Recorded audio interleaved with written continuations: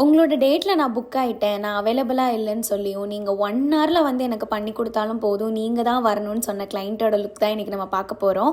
Hey all, நான் உங்கள் பிங்கி.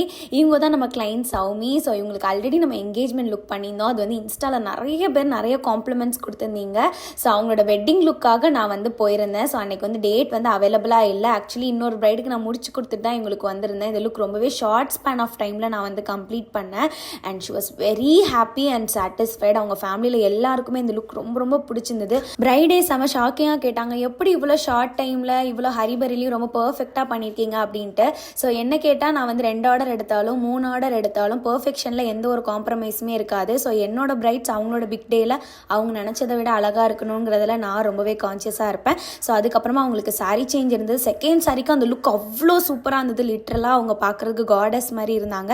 இந்த லுக் எப்படி இருக்குன்றதை கீழே கமெண்ட் பாக்ஸில் கமெண்ட் பண்ணுங்கள். இதே மாதிரி நிறைய இன்ட்ரெஸ்ட்